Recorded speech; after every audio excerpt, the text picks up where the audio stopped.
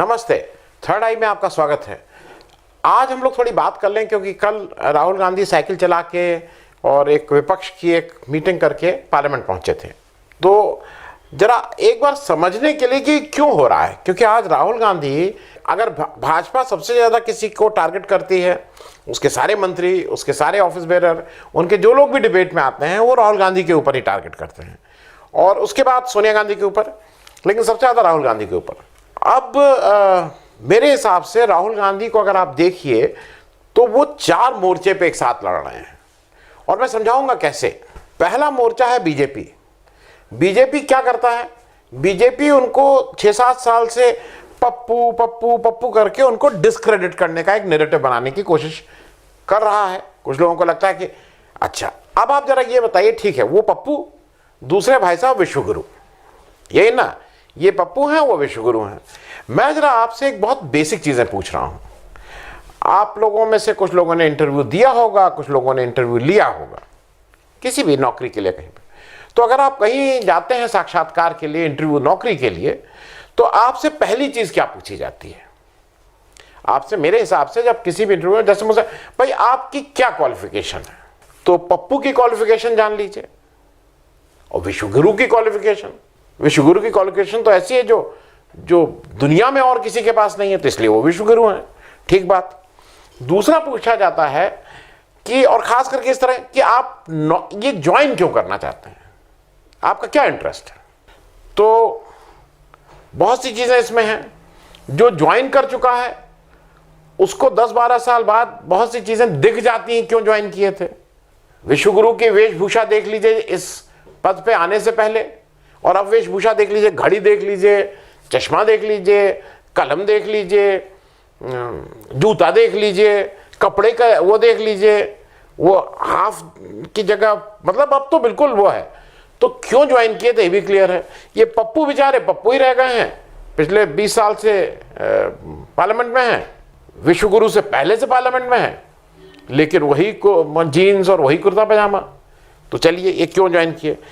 फिर पूछा जाता है, अगर आपसे पूछा जाए कि आपका परिवार का क्या है, पिता माता पिता के बारे में यही पूछा जाता है ना, तो भाई पप्पू के पिता शहीद हुए इस देश में, पप्पू की दादी शहीद हुई इस देश में, विश्वगुरु का ऐसा तो कुछ पता नहीं है, मतलब एक दुकानदार थे, इस तरह की बातें पता है, बाकी अभी तक तो नहीं पता है।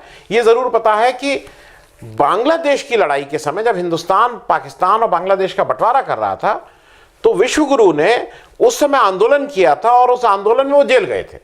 तो हिंदुस्तान में पाकिस्तान के 71 के युद्ध में वो क्यों जेल गए थे, किसकी तरफदारी कर रहे थे कि उनको सरकार को जेल में डालना पड़ा, ये अपने में क्वेश्चन है। तो ये वो है। अब बात आती है, वो पूछते हैं कि what is your marital status, ये पूछा जाता है ना क्वेश्चन आपसे। तो भाई एक जो पप्पू हैं ये शादीशुदा नहीं है और इनको एक बीजेपी के एक बहुत स्टार स्पोक्स पर्सन है, बहुत ही ज़हीन और बहुत ही नॉलेजेबल, संबित पात्रा, वो बार बार पूछते हैं कि ये बैंकॉक क्यों जाते हैं, ये बैंकॉक क्यों जाते हैं, और उसका अंडरटोन आपको भी पता है कि लोग बैंकॉक क्यों जाते हैं। लेकिन कभी संबित पात्रा जी विश्वगुरु से नहीं पूछते हैं कि तुम अपने घर क्यों नहीं जाते हो, एक घर है, घरवाली है, वहां क्यों नहीं जाते हो, ये नहीं पूछा जाता है।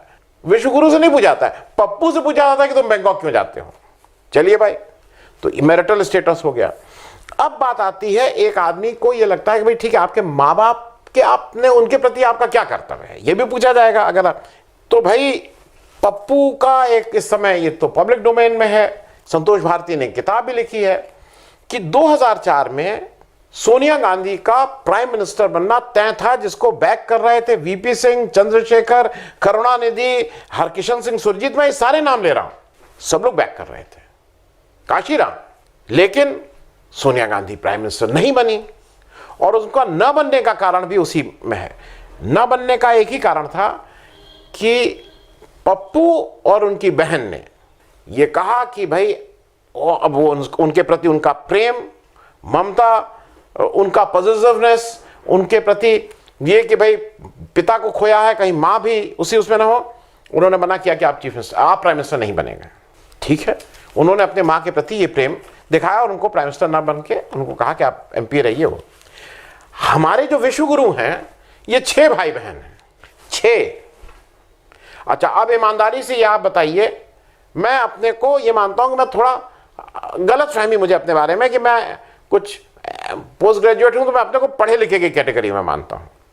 मेरी माँ भी MA पास थी, मेरे पिता भी MSc थे, मेरी बीवी भी MA है। लेकिन आप लोग ये बताइए कि आप लोगों में से कितने लोग 6 भाई बहन के रहते हुए 95 साल की माँ, अपनी माँ को ATM की लाइन में भेजेंगे चिलचिलाती धूप में पैसा निकालने के लिए। तो ये as a sun, as a पुत्र, ये उस पुत्र का और उस परिवार का भी ये रिफ्लेक्ट करता है कि वो एक 95 वर्ष की माँ को ATM की लाइन में लगा दिया जाता है इस परिवार में। तो इस परिवार की बहुत सी चीजें इससे भी क्लियर होती हैं कि किस तरह का परिवार है। मैं एक और चीज कर दूं कि एक मिलता है कैरेक्टर सर्टिफिकेट भी। तो पूछा था भाई इनके ऊपर एक कैरेक्टर सर्टिफिकेट, वो कई लोग कैरेक्टर सर्टिफिकेट अथॉरिटी हैं जो देते हैं। तो एक भाई साहब का अगर कैरेक्टर सर्टिफिकेट मिलेगा विश्वगुरु का, दंगे हुए लेकिन बहुत से मुकदमा दोषी नहीं पाए गए। पप्पू जी के समय कोई दंगे ही नहीं हुए, पप्पू जी इस तरह के उससे नहीं है। अब मैं ये बातें सिर्फ इसलिए कह रहा था कि ये तो पहला फ्रंट है।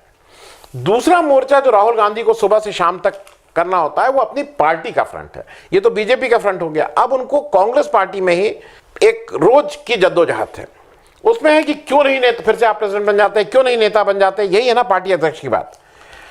आप जरा ये देखिए, और मैं इसलिए कह रहा हूं कि मैं डेविल्स एडवोकेट हूं। आज मेरे पुराने कुछ वो देख लिया, मैं राहुल गांधी का क्रिटिक हूं। मुझे लगता है कि ये जो सभी को लगता है कि भाई सीरियस हो, देश को आज आवश्यकता है, क्योंकि अगर आप सीरियस नहीं हो रहे हैं तो देश कहीं नुकसान हो रहा है देश का। लेकिन आप ये भी देख लीजिए राहुल गांधी के पॉइंट ऑफ व्यू से, क्या इनको बीजेपी पार्टी के जो संगठन की क्षमता है वो क्या कांग्रेस में इनके पास वो लग्जरी है? इनके पास संगठनात्मक रूप से उतनी स्ट्रांग कांग्रेस है कि ये अपना कोई निर्णय ले लें? पार्टी का एक बड़ा धड़ा जो अपने को G3 कहता है वही इनसे वो है, और वो कितना असरदार है ये हम सब लोगों को पता है। एक तीसरी दिक्कत भी बताऊं, उसी पार्टी में जिन लोगों को आपने प्रमोट किया और आपको लगा कि मेरे बहुत क्लोज हैं, ज्योतिरादित्य सिंधिया, जितिन प्रसाद और पुराने समय में हेमंत बिस्वा शर्मा, ये लोग आपको छोड़ के चले गए। आपने उनको बहुत बहुत मान सम्मान मिला था इस पार्टी में, लेकिन उनको लगा कि नहीं मुझे कहीं मंत्री बनना है, किसी को MP बनना है, किसी को MLC बनना है, वो लोग छोड़ के चले गए। मैं एक बात और कहूंगा कि जो ये बार बार आता है ना कि कौन अध्यक्ष, राजीव गांधी से कंपैरिजन होता है। देखिए राजीव गांधी को मैं ये कहूंगा, वो इंदिरा गांधी की जब हत्या हुई और राजीव गांधी इलेक्शन जीत के आए तो उस समय उनके पास एक बड़े लोगों की टीम थी जो उनको सलाहकार दे सकती थी। लेकिन मैं राजीव गांधी को कंपेयर नहीं करूंगा, मैं बात करूंगा 92 की, जब नरसिम्हा राव जी मतलब प्राइम मिनिस्टर बने। उस समय जरा कांग्रेस की टीम देख लीजिए, कौन कौन लोग बन सकते थे। नारायण दत्त तिवारी, अर्जुन सिंह, नरसिम्हा राव तो बनी गए, और कौन कौन उस टीम में थे, क्योंकि ये सब लोग कहीं ना कहीं प्राइम मिनिस्टर के आसपास के लोग थे। मैं कुछ नाम जल्दी से ले ले रहा हूं। Shankarrao Chavan, Madhav Singh Solanki, Dinesh Singh, Sharad Pawar, Madhavrao Scindia, Jagannath Mishra, Sheila Kaul, Rajesh Pilot, Balram Jakhar, AK Antony, P Chidambaram, Pranab Mukherjee, PA Sangma, Sitaram Kesri, Fotedar, Vidyacharan Shukla, Ajit Pande. मैं ये नाम बोले रहा हूं जो इतने बड़े बड़े नाम थे नरसिम्हा राव के साथ। आज राहुल गांधी अगर कांग्रेस की कमान किसी को सौंपना चाहे तो किसको सौंपे? ये जरूर है कि किसी ना किसी को देना चाहिए। दो ही ऑप्शन है, एक अशोक गहलोत, दूसरे ऑप्शन है कमलनाथ। कमलनाथ का एक को है कि कमलनाथ अगर जैसे भाई शरद पवार ने दिखा दिया ना कि कैसे कंट्रोल होती है पार्टी। आप चीफ मिनिस्टर थे, चीफ मिनिस्टर रहते हुए आप अपनी पार्टी को एक जगह नहीं रख पाए।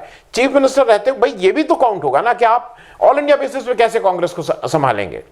दूसरे अशोक गहलोत आते हैं, जो मेरी वो है उसके अनुसार अशोक गहलोत चीफ मिनिस्टर का पद नहीं छोड़ना चाहते हैं, क्योंकि अब भाई आप चीफ मिनिस्टर रहिए या अध्यक्ष रहिए, एक ये समस्या राहुल गांधी सुबह से शाम तक झेल रहे हैं।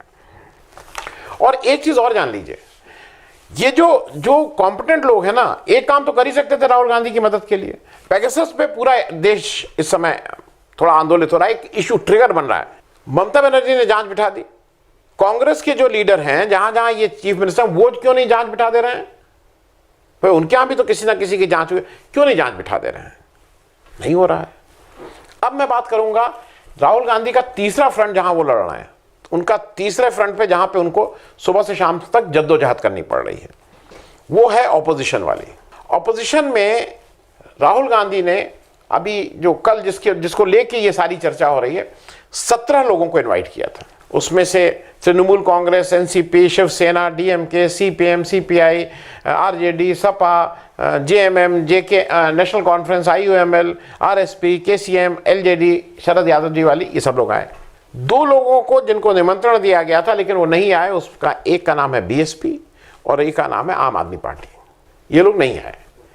बीएसपी का तो समझ में आता है कि क्यों नहीं आया, आम आदमी पार्टी क्यों नहीं आया ये थोड़ा क्योंकि मेरे कॉम्प्रहेंशन से भी बाहर है। क्योंकि एक तरफ अखिलेश यादव बार बार ये इंडिकेशन दे रहे हैं कि कहीं ना कहीं वो एक लार्जर फ्रंट की बात कर रहे हैं, क्योंकि मैंने अभी हाल में ही कहा ना कि बीएसपी और कांग्रेस को डिसाइड करना है कि उसका सबसे प्रमुख विपक्ष विरोधी कौन है। साफ साफ है कि भाई अगर विरोधी तुम्हारा बीजेपी है तो साथ हो, वो इंडिकेशन दे रहे हैं। जो लालू यादव है, वो आके, लालू यादव को पता है वो जेल से बेल पे भी आए हुए हैं, वो खुद नहीं आ सकते हैं, लेकिन वो एक बड़ा काम कर सकते हैं। वो शरद यादव से मिले, मुलायम सिंह यादव से मिले, शरद पवार से मिले, ये सबसे मिल रहा है तो किसी ना किसी ऑपोजिशन यूनिटी के लिए ही मिल रहा है ना। और लालू ने के ऊपर एक वो भी है कि लालू की क्रेडिबिलिटी ज्यादा है। जैसे मुलायम सिंह यादव के पास वो बड़े नेता होने के बाद भी वो क्रेडिबिलिटी नहीं रह गई है, क्योंकि जब 2015-16 का चुनाव था और विधानसभा चुनाव में जब बिहार में सब फ्रंट बना था, जिस तरह से इन्होंने विड्रॉ किया था, वो कहीं ना कहीं लगता है कि वो जो बीजेपी का जो स्टाइल है उसमें कहीं ना कहीं कोई बात दिक्कत होती है। अब क्योंकि इस ऑपोजिशन में राहुल गांधी ने बहुत स्पेसिफिक बात कही। उन्होंने कहा कि देखिए हमारे आपके डिफरेंसेस बहुत हो सकते हैं, उस मीटिंग में उन्होंने कहा, लेकिन आज 60%, एक्चुअली वो है 63%, लेकिन उन्होंने एक 60% का नाम लिया कि 60% हम लोग, जो जनता है उसने मोदी को नहीं चुना है, हालांकि 87% लोगों ने चुना। उन्होंने कहा वो 60% लोगों की जनता के हम लोग रिप्रेजेंटेटिव्स हैं, हम अलग अलग दल में हो, अलग अलग विचारधारा हो, हम लोग एक साथ ना बैठते हो, और उनकी बात आज पार्लियामेंट में नहीं सुनी जा रही। तो इसलिए हम लोगों को एक लार्जर इंटरेस्ट में साथ आना ही पड़ेगा, क्योंकि वो, अच्छा कुछ लोग कहे ना कि अच्छा एक और नैरेटिव चल रहा है। मेरे भी कुछ मित्रों ने कहा अरे पेगासस से क्या फर्क पड़ता है, किसान को क्या फर्क पड़ता है पेगासस से, पेगासस बोफोर्स से क्या फर्क पड़ता था किसान को, जरा ये बताइए। लेकिन बोफोर्स एक इशू हुआ था ना, और क्यों हुआ था बोफोर्स के बारे में मैं आपको बता दूं। मैं बिल्कुल उस समय चुनाव के ठेठ चुनाव में था। इंडिया टुडे का एक कवर पेज आया था जिसमें लिखा हुआ था बोफोर्स द गन विच बूमरैंग्स, ये उसका कवर पेज था। और मैं अपनी आंख कान से सुनी हुई बात कह रहा हूं। बड़े बड़े नेता उस इंडिया टुडे की उस पत्रिका को लाके कहते थे, मतलब ऑपोजिशन के, कांग्रेस के लिए, कि ये ऐसा तोप ला रहे हैं राजीव गांधी कि अगर गोला इधर डालोगे तो देखो, इंडिया टुडे में लिखा था गन दैट बूमरैंग्स, ये गोला उधर डालोगे तो गोला वापस इधर अपनी उस पर लग जाएगा। बूमरैंग का ये मतलब बताया जाता था। तो कहना यह है Pegasus can be a trigger, इसमें कोई दो राय नहीं है कि महंगाई के इशू को नहीं छोड़ा है। लोग जैसे कह रहे हैं कि महंगाई की बात नहीं, जो वो जब साइकिल पे चले हैं तो आगे वो गैस सिलेंडर और सस्ते, और साइकिल का सांकेतिक ये था कि भाई पेट्रोल और डीजल इतना महंगा हो गया है। लोग कह रहे हैं किसान की बात बहुत जरूरी है, और वो ट्रैक्टर पे आए तो वो किसान की उसमें आए हैं, किसान मतलब वो किसान को ही कहीं ना कहीं कनेक्ट कर रहे थे। और आज पार्लियामेंट में पेगासस के में सरकार को घेरना, और ये ऐसा पॉइंट है जहां पे सरकार बिल्कुल साफ साफ घिरती हुई नजर आ रही है। अकेला वो विपक्ष का व्यक्ति है। देखिए एक चीज और, जो give the devil's its due जिसको कहते हैं, उनमें सब कमी हो, लेकिन विपक्ष का आप देख लीजिए पिछले 3-4 वर्ष में अकेला व्यक्ति है जो रफाल पे लगातार बोल रहा है कि बेमानी हुई है, बेमानी हुई है, बेमानी हुई है। अनिल अंबानी का वो जिस तरह से दिया गया सबको पता है, आज लोग नहीं मान रहे हैं उसको। चाइना पे लगातार बोल रहे थे कि चाइना हमारे अंदर हिंदुस्तान की सीमा में घुस गए हैं, हिंदुस्तान की सीमा में गए हैं, लोग नहीं मान रहे थे। कोरोना में फरवरी 2020 में कह रहे थे ऐसी सुनामी आने वाली है कि आप लोग ने नहीं माना जा रहा था। वैक्सीन के लिए बोल रहे थे, नई सरकार जग रही थी। आर्थिक मुद्दे पे जितना वो बोल रहे हैं, किसको किसको लाके, रघुराम राजन, इनको उनको, यहां वहां, आर्थिक मुद्दे पे लगातार बोल रहे हैं कि जो अनऑर्गेनाइज सेक्टर हैं, जो मजदूर हैं, जो किसान, ये तबाह हो रहे हैं। कोई नहीं सुन रहा था। और पेगासस पे भी बोल रहे हैं, और आज पेगासस पे वो एक तरह से बीजेपी मतलब केंद्र सरकार को उन्होंने काफी कुछ कॉर्नर किया हुआ है। और ये भी जान लीजिए कि सबसे ऑपोजिशन की सबसे ज्यादा गाली खाने वाला व्यक्ति अगर कोई है वो तो राहुल गांधी है। पूरा जो बीजेपी है वो एक आदमी को टारगेट करता है। अब मैं जरा जल्दी से बात कर लूं मीडिया की। फोर्थ फ्रंट है मीडिया, जहां से जिसको सुबह से शाम तक राहुल गांधी को हैंडल करना पड़ रहा है, क्योंकि वो मीडिया पूरी तरह से विश्वगुरु के कब्जे में है। नोटबंदी पे मीडिया ने कौन सा नैरेटिव किया? आज तक मीडिया ने कहीं उसके बारे में चर्चा की? जीएसटी के बारे में चर्चा की? कोरोना में के बारे में अगर चर्चा हुई तो दैनिक भास्कर के साथ क्या हुआ ये आपको पता है? बाकी दैनिक भास्कर को जोड़ के किसने आवाज उठाई? किसान आंदोलन पे सारे लोगों ने मिलके उसको खालिस्तानी, आड़तिया, देशद्रोही क्या क्या करने की कोशिश की। जेएनयू के स्टूडेंट जब पिट रहे थे, जामिया के स्टूडेंट पिट रहे थे, तो उनको टुकड़े टुकड़े गैंग बोला गया। कोरोना की वेव 1 आई, पूरा मीडिया लग गया उसमें, ताली बजाओ में मीडिया लग गया था। कोरोना की वेव 2 आई, लोग मरे, क्या मीडिया थोड़ा बहुत कुछ सुगबुगाहट हुई, लेकिन उससे ज्यादा कुछ नहीं। अपने लोग मरे हैं मीडिया के, तब यह हालत है। बंगाल में ममता की लगातार गलतियां आज बताई जा रही हैं कि ममता बनर्जी के समय इस तरह से हिंसक वो झड़पें हो रही हैं और कम्युनल रॉयट्स हो रहे हैं। और भाई साहब, गुजरात में जब हो रहा था तो कितना मीडिया जगा हुआ था। और गुजरात में केवल गोधरा नहीं हुआ था, गोधरा पोस्ट गोधरा रॉयट्स के बाद कितने साल तक वो काम हुआ था, कितनी मीडिया जगी हुई थी। आज ममता बनर्जी के समय कर रही हैं। कोर्ट द्वारा कितनी बार फटकार लगती है सरकार को कि ये क्यों कर रहा है, ये क्यों कर रहा है। तमाम ऐसे मुद्दे हैं, मीडिया कितनी जगी हुई है। आज मैं ये सिर्फ मैं इसलिए कह रहा हूं कि हमसे ज्यादा, क्योंकि अगर मीडिया नहीं जगेगी तो दिक्कत होगी। बोफोर्स का मामला हिंदुस्तान में जितना हिंदू, इंडियन एक्सप्रेस और बाकी पेपरों ने छापा, उतना ही स्वीडन में भी उस समय छप रहा था।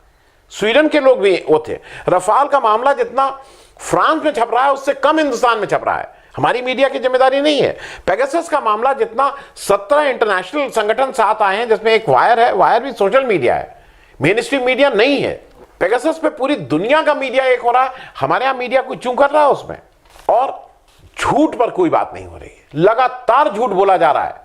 पार्लियामेंट में खड़े होकर कह रहे हैं कि हमारे यहां कोई ऑक्सीजन की कमी से नहीं मरा है, हमारे आंकड़ों के हिसाब से कह रहे हैं कि विपक्ष पार्लियामेंट नहीं चलने दे रहा। पुराने वो निकाल के देख लीजिए, इन्हीं के वीडियो हैं जो कहते हैं कि इवन पार्लियामेंट न चलने देना भी एक डेमोक्रेटिक प्रोसेस है। ये इनके लोग कहे हुए हैं भाई। अब मैं जरा जल्दी से बात कर लूं राहुल गांधी के बारे में। ये तो उनको 4 मोर्चे पे लड़ना है, अब बीजेपी, कांग्रेस, विपक्ष के वो और मीडिया। अब जरा राहुल की बात मैं इसलिए कर लूं क्योंकि ये भी एक थोड़ा वीडियो लंबा हो जाएगा, लेकिन फिर भी आप सुन लें। बार बार ये कहा जाता है कि यूपी से हार कर भाग गए, कहा जाता है ना राहुल के बारे में। क्या इलेक्शन हारना जीतना ही सब कुछ है? और मैं ये इस बात इसलिए कर रहा हूं, मैं इंदिरा गांधी की बात नहीं कर रहा हूं, वो इलेक्शन हारी थी रायबरेली से। बीजेपी के जो मेरे हिसाब से, और मैं जिनका आदर करता हूं, अटल बिहारी वाजपेयी भी जरा अपना उठा के देख लीजिए, खंगाल लीजिए कितनी बार हारे थे इलेक्शन। तो क्या इलेक्शन हार गए तो वो डिस्क्रेडिट हो गया वो नेता? फिर वो एक दूसरा वो चलता है कि राहुल गांधी को जनता ने रिजेक्ट कर दिया। अमेठी से ने क्या किया? ठीक है भाई, राहुल गांधी को अगर जनता ने रिजेक्ट किया, कांग्रेस की कम सीटें आई, तो राहुल गांधी ने अध्यक्ष होने के नाते अपने पद से इस्तीफा दे दिया। ठीक है, बंगाल में आपकी बुरी तरह हार हुई, पूरा आपका वो हो गया था। किसने इस्तीफा दिया? क्या नेशनल प्रेसिडेंट ने इस्तीफा दिया? आपके बंगाल के दिलीप घोष ने इस्तीफा दिया? क्या बात करते हैं। अब एक और नया चलता है कि जनता ने खारिज कर दिया। ये हमारे जो वीसी साहब हैं, चांसलर साहब हैं, संबित पात्रा जी, जनता ने खारिज कर दिया। राहुल गांधी के लिए कहते हैं कि उनको अमेठी की जनता ने खारिज कर दिया। भाई साहब, अरुण जेटली को और स्मृति ईरानी को 2014 में जनता ने ही खारिज कर दिया था। और ये कौन सा लोकतंत्र है कि जिसमें जनता खारिज कर दे, उसके बाद ले जाके उनको मंत्री बना दिया गया था, हैवीवेट मंत्री। मतलब जनता खारिज कर रही है और हमारे विश्वगुरु उसको मंत्री बना दे रहे हैं। चलिए भाई, ये जनादेश का इतना सम्मान हो रहा है यहां पे। चलते चलते मैं जल्दी से 1-2 बातें कह दूं कि ये सही बात है कि राहुल गांधी को ये दिखाना पड़ेगा कि वो सीरियस है, जैसा ये काम करते हैं। और शायद सीरियसनेस की परिभाषा बदल गई है। राहुल गांधी को कोशिश करनी होगी कहीं ना कहीं जो सरकार है, भाजपा की सरकार, उसको गिराने का उपक्रम करें, उसको लगे कि वो कुछ हिल रही है, कई जगह हिलती हुई कभी कभी, क्योंकि आजकल जब वो हैं तो बहुत सी जगह इस तरह की बातें हो रही हैं। तो आप कुछ ऐसा करिए जिससे लगे कि कुछ हिल रहा है, तो लोग कहेंगे कि आप सीरियस हैं। क्योंकि एक बात लास्ट, मीडिया राहुल गांधी को पप्पू पप्पू कह लेती है, राहुल गांधी से सवाल कर लेती है, राहुल गांधी की प्रेस कॉन्फ्रेंस कर लेती है, लेकिन क्या किसी मीडिया में हिम्मत है कि हमारे विश्व गुरु, जिनका एक दूसरा नाम भी है, जो पप्पू के मुकाबले उनका नाम लिया जाता है, कांग्रेस के लोग वो नाम लेते हैं, वो किसी मीडिया की हिम्मत है वो नाम लेने की? किसी मीडिया की हिम्मत है उनसे सवाल पूछने की? और किसी मीडिया की हिम्मत है ये पूछने की आज तक एक प्रेस कॉन्फ्रेंस क्यों नहीं की? डेमोक्रेसी में हमें एक ऐसा नेता चाहिए जो हमारी बात करे, वो केवल मन की बात ना करे, जिससे बातचीत हो सके। और उस पैमाने पे चाहे कुछ भी कह लिया जाए, पप्पू विश्व गुरु से कई मील आगे हैं। धन्यवाद। अगर आपको दी पब्लिक के कार्यक्रम पसंद आते हैं तो इन्हें लाइक करें। अगर आप इस वीडियो को YouTube पर देख रहे हैं तो चैनल को सब्सक्राइब करें, और अगर आप इसे Facebook पर देख रहे हैं तो दी पब्लिक के पेज को लाइक करें। अगर आप चाहते हैं कि हम निष्पक्ष पत्रकारिता को जारी रखते हुए आपसे जुड़े मुद्दों पर सवाल उठाते रहें तो हमें सहयोग करें। आपका छोटा से छोटा सहयोग भी इस मुहिम को जारी रखने में हमें ताकत देगा। डोनेट करने के लिए डिटेल्स जो हैं वो डिस्क्रिप्शन बॉक्स में दी गई हैं। धन्यवाद।